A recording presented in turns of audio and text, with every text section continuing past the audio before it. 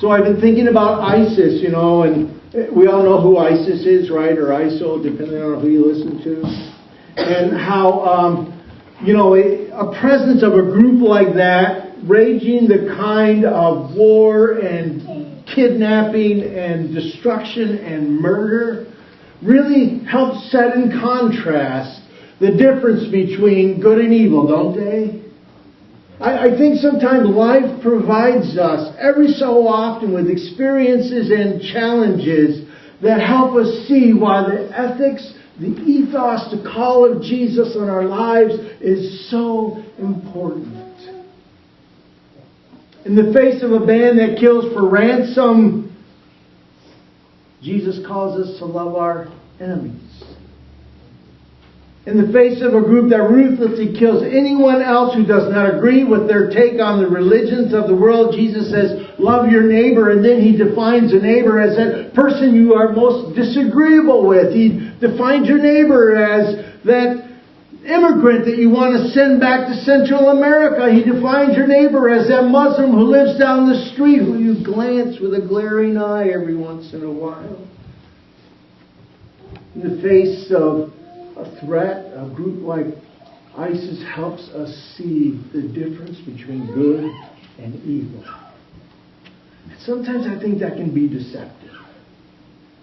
Because in an odd way we can say, compared to ISIS, I'm not so bad.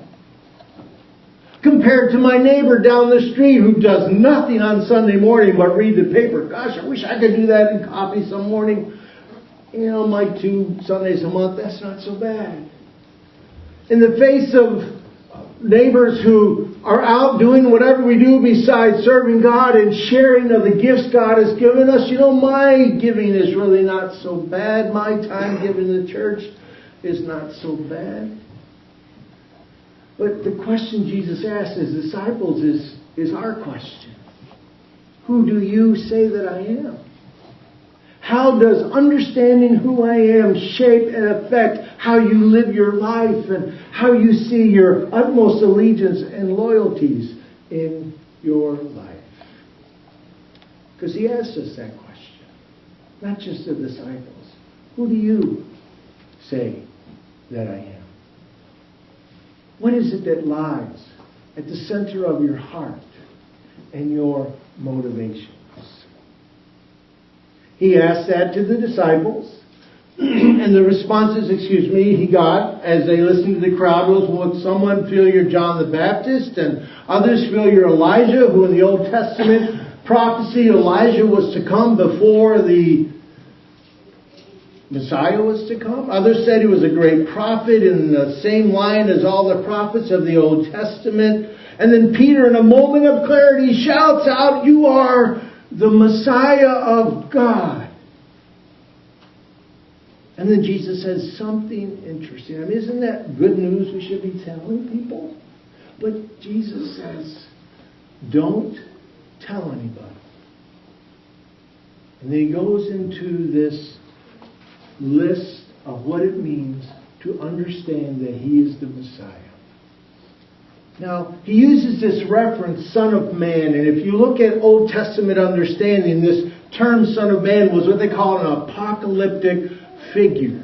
Someone who would come at the end of the ages. And for the people of the Old Testament, for the people of Israel, they believed when the Son of Man comes, that means that they would finally be reestablished in their rightful place as God's kingdom. Constantly being oppressed by invading armies and countries. When the Son of Man would come, they would be set free from their oppressors. And so the concept of the Son of Man had this glorification tone, this military and political and cultural overtones. They would finally be set free from their oppressors. They would finally be able to rule their own country. They would finally be able to say, God finally is on His throne. And all of God's enemies have been vanquished. And there will be no disagreements why we will all vote the same way. But Jesus does something with that Son of Man reference. He's talking about Himself. And he redirects their gaze. And he says, this King, this Savior, the Son of Man, this glorified Messiah, He's going to be rejected, not glorified. He's going to suffer, not be set free. He's going to die and then rise again on the third day. And you can see that, wait. That's not what we heard. Oh, and by the way, if you really want to follow Him, if you really say you know who He is, then you're going to have to suffer and pick up your cross every day. If you want to find life, then you're going to need to be willing to give your life.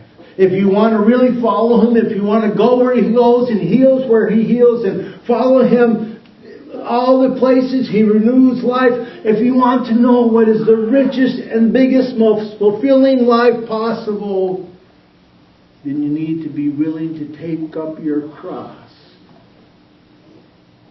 to follow Him. Kayla Mueller knew what that meant. You know who Kayla Mueller is, of course. The young woman who was captured by ISIS and died 3 weeks ago at their hands.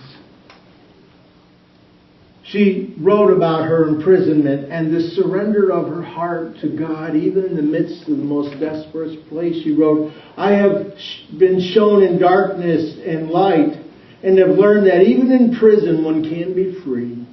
I am grateful. I have come to see that there is good in every situation. Sometimes we just have to look for it. I pray each day that if nothing else, you have felt a certain closeness and surrender to God as well. She wrote this to her family. And have formed a bond of love and support amongst each other. She writes, I remember God always telling me that in all, in the end, the only one you really have is God. And I've come to a place and experience where in my every sense of the word, I have surrendered myself to our Creator, because literally there was no else. And by God in your prayers, I have felt tenderly cradled in free fall.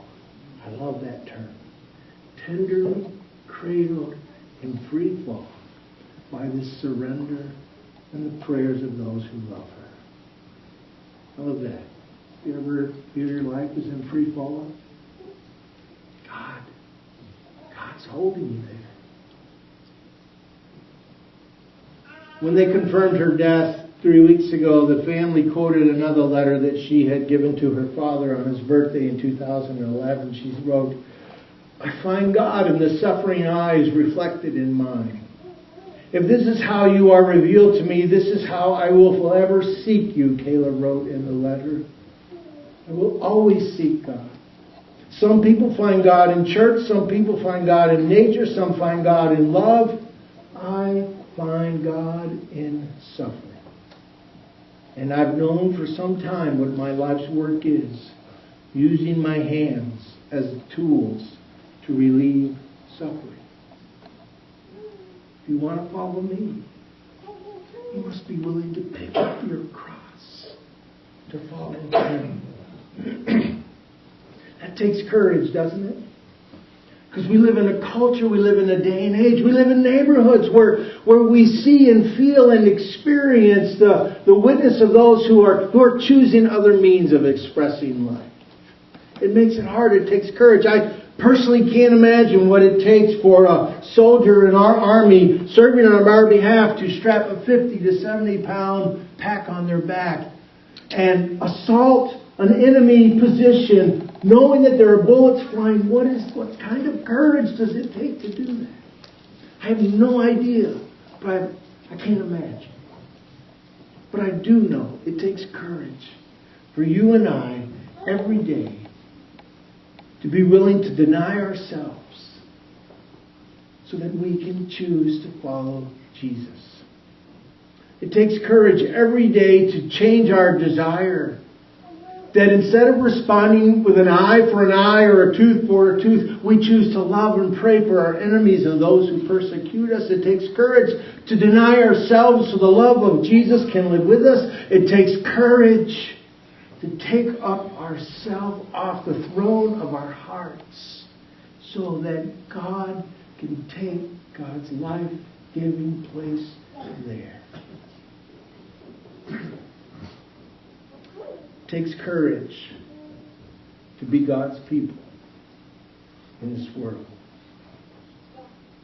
To make a dent in the poverties of values and poverties of income that we wrestle with in our community.